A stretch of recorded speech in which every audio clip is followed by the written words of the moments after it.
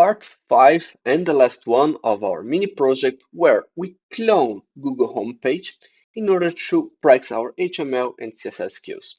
If you missed any of the previous lessons, go check them out. The links are in the description. My name is Felipe Penin, Frontend Road. My goal here is to help you land your first job as a front-end developer.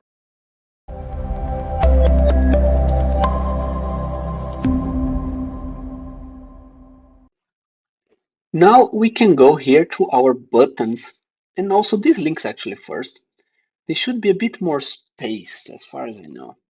Yeah, they have a bit more space in between themselves. So we could say that these links here just have a margin of 0 to pixels maybe, just to be a bit more spread for each other. What do you think? 2, 3, up, 3 maybe, 4, 4, 4 it is.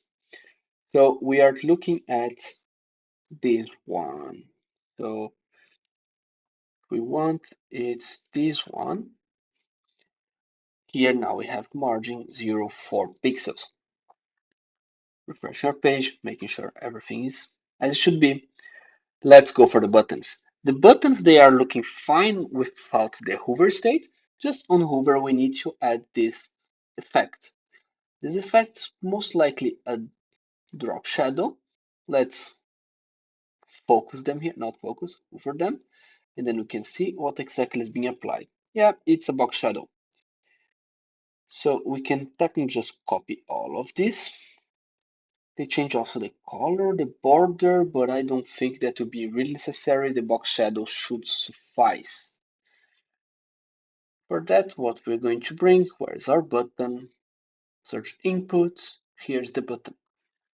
I'm going to copy this and add to the button. When on hover, could also say this works on the active, maybe, why not? Finish here, come back to our page, fresh, and now, yeah, works better. We do need still to change the color of the border because it doesn't seem too as similar as here. So let's change the border color to this as well. Border color to this.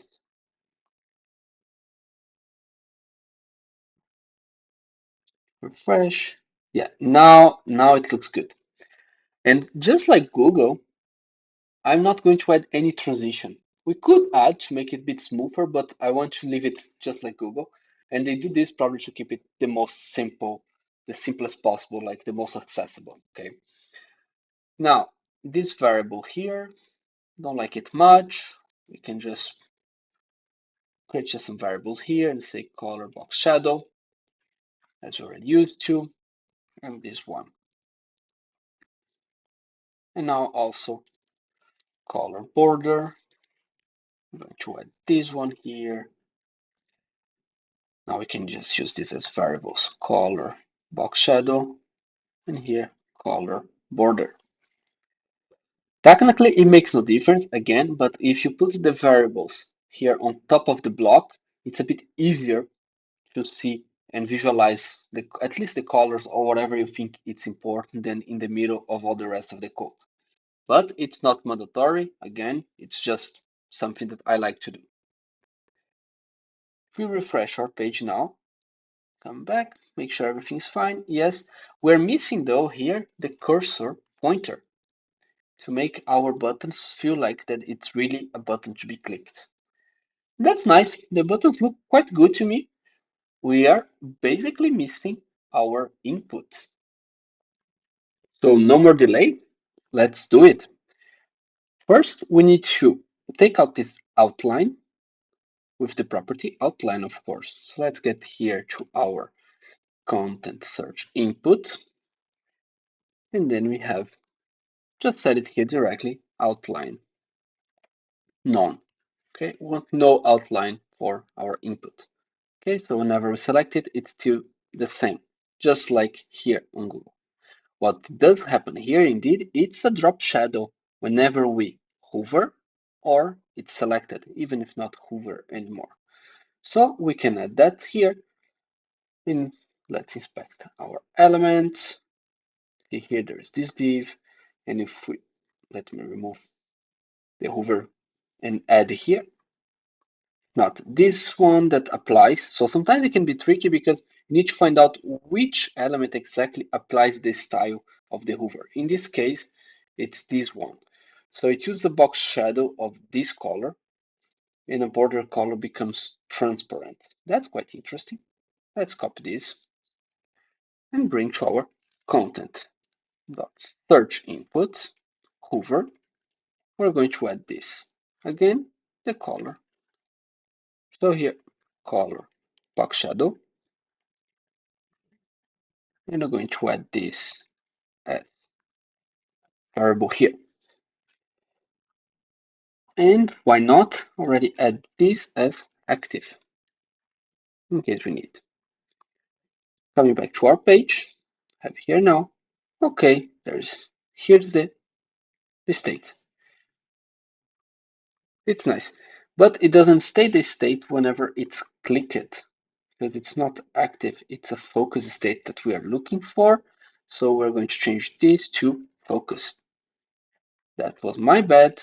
So now it should stay whenever the field is focused. Here we have it. Next, we see that, let me unclick this. We see that we have an icon on the left, two icons on the right. And of course, our text starts here, not directly on the left. So it's not under the icons. For that, we see that most likely we have some spacings and paddings and whatsoever. And let's add them. The padding, I would say, should be, let's add here, should be a padding, no padding on the top nor on the bottom, but on the right, let's say 48 pixels and 24 pixels on the left. So let's say we are going to take 24 pixels for each of these icons. And here, come back to our page, refresh. Here we have, it's definitely not everything as good as the other one. It needs way more space than that.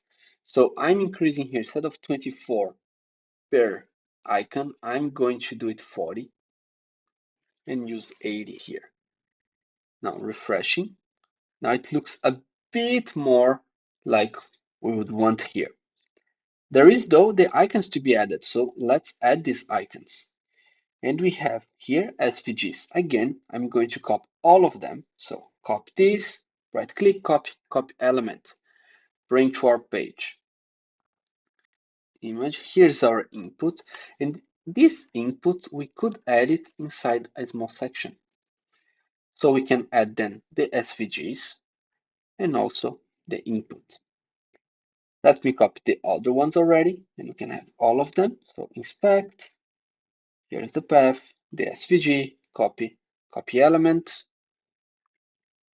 add it here, and the last one, inspect, here's the SVG, copy element. Now, we bring this, save, come back to our page, and refresh. Here are our icons, of course, again, out of proportion, but they are here. So now let's fix them up.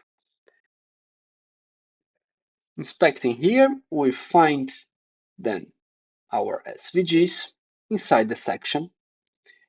And let's create here maybe a new rule. I'm going to create a new rule to be section SVG just to try it out. And I'm going to say, no, I'm sorry, I need to create this one. I'm going to say here that the width will be, we said 40 pixels, right? It was the size we wanted, but we need them to be smaller given the size that we need for the padding, with the amount of padding we need. 24 pixels seems like a good value to me, maybe a bit bigger, like 28. 28, I like 28. So section SVG, it's not the one I'm going to use because I need to give a specific class for this. And here I'm going to say search section. Now for our content, we'll have content search section. And now, yes, the SVG. So just the ones inside this specific search section. Refresh our page. And okay, the size now it's fixed, but of course the position, not at all. We can fix their positioning by doing several ways. What Google does, it's a bit more complicated, so that's why we're not doing it, because it has a div outside controlling everything and positioning everything with flags. It works, yes, but I would say that for now, to avoid all of that complication that would require of how we would manipulate the field with the selected stuff, like the selected text area that they use, with the div outside and the icons, I'm going to keep it a bit more simple and just use position absolute for them. For that, we come here, of course, position absolute, oops, absolute, and now you see that they already leave a bit the flow of the page and allow us to put them inside the text field. I'm going to add then this, of course, for all of them. Position absolute. Refreshing our page, all of them, okay, are this one there, of course, over one another. And we're going to need to add one class for each of these SVGs. So here I'm going to say class search icon. This second one, actually this class it's not needed. And this second one is the dictation icon. And the last one, it's the image. So dictation icon, and the last one, image icon. We can add all of these here. So content, third section, SVG dot. Here we can say then the search icon.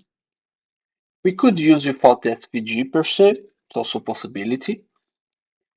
And we're going to repeat this for all of them. So here, dictation icon, and of course the image icon. The left for the search icon will be 0. Top, let's say top 0 for all of them. We can already define this here. So top 0. And actually, I'm going to replace this SVG by 3 rules. So we're really specific that we're talking only about these 3 icons. Like so. So dictation, remove this comma, and this image, we bring it here. Now, if we refresh our page, they are up there. It is expected, don't worry. Now, this one will be left 0. This last one will be right 0. And this one will be right 40. Let's say, I think 40.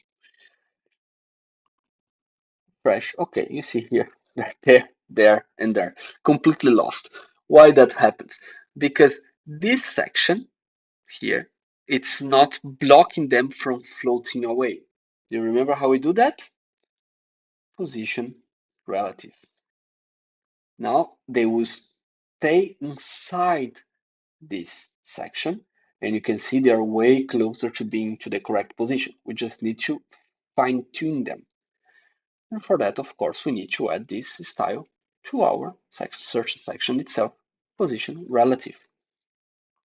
And also, let's add already here a width of 100% because our input field just reduced of size because of that. It's looking closer. What we need to do is that first, the top, it's not 0. The top should be a bit more. It should be technically half the width of the size of the input field minus the size of the icon itself, which here seems to be like 80 pixels. So we can settle for that. The left, I'm going to add something around 12 pixels maybe. How does it look for you? Looks fine to me. So I'm going for 12 pixels. on the left for this icon, and a top overall of 8 pixels. I'm also going to increase slightly the padding here on the left for 44 pixels, and maybe this one then for 88, because I want it to be bit, yes. Now it seems a good spacing between this left and this right. It seems nice to me. Next, let's fix the positioning of both these icons. So this one, which is the first one, why it's not respecting my rights?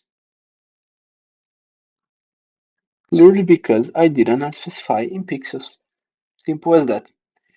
So here we have 40, which doesn't seem to be quite correct. If in this one we use 12 pixels on the left, this one we should kind of use 12 pixels on the right. And now this one we can use technically 52 pixels. Seems good to me. Let's use that then.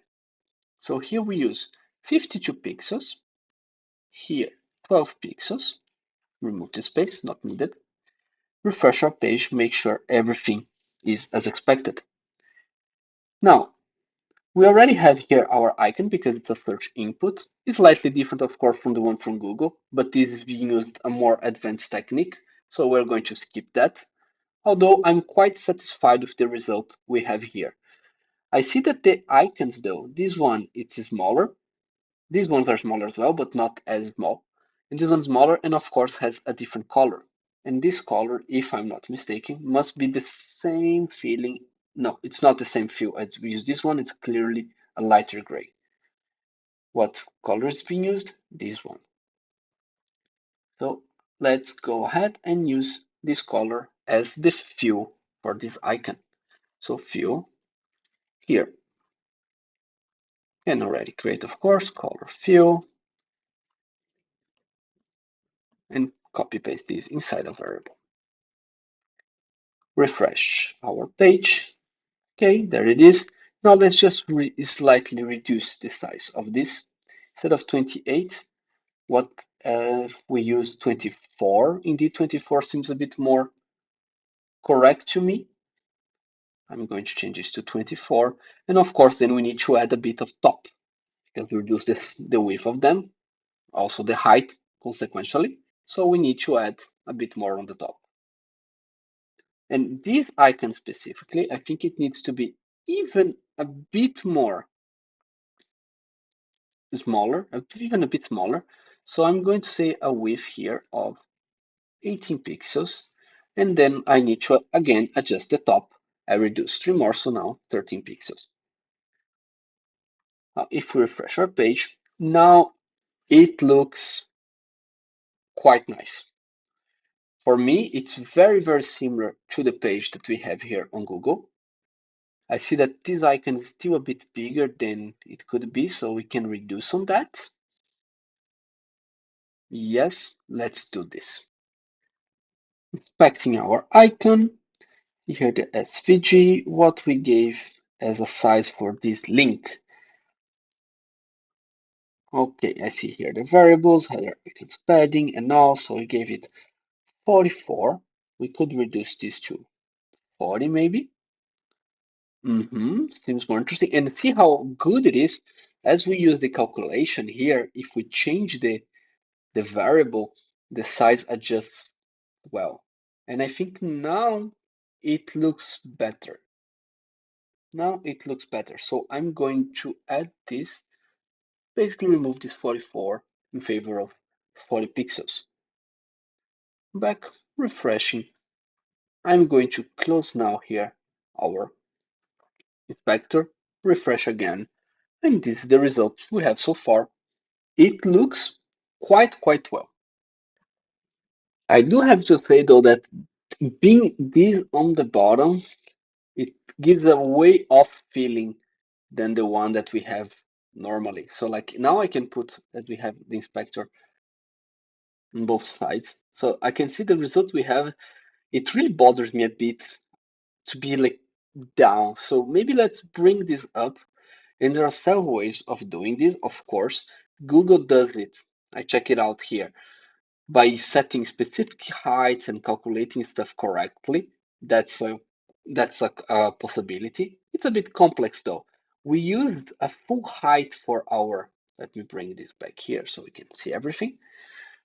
We use the full height for our content, and that's why it's completely on center. We could adjust this according to reducing a bit the height, let's say to 80% of the viewport, also a possibility, especially now that we have a full white background. It already looks better, right? And we could also make sure that like with specific heights and all, just like Google said, but I think if we do like this, it's quite fine for me. Now, they're way, way more similar, and I'm quite satisfied with the result. Tell me what you think. So to finish it up, let's then come back to our content here. Add here instead of 180, save, refresh, make sure it's working still as intended. That's really nice. Now we can finally commit the rest of our changes. So git add, git commit, then always a message. Remember, always a message. And here I'm going to say final adjustment for content. For content, it's fine. And we push. That's done. That's perfect. If we come back to our page, let's again review the difference between them. So the pages, it's quite similar. Okay. Of course, it will always be perfect pixel by pixel, but it's a very good exercise so you can train yourself using CSS, HTML, and of course, making something that stands out. Have a base on what to work on and see the result. Quite interesting. I hope you like this. Let's keep on going.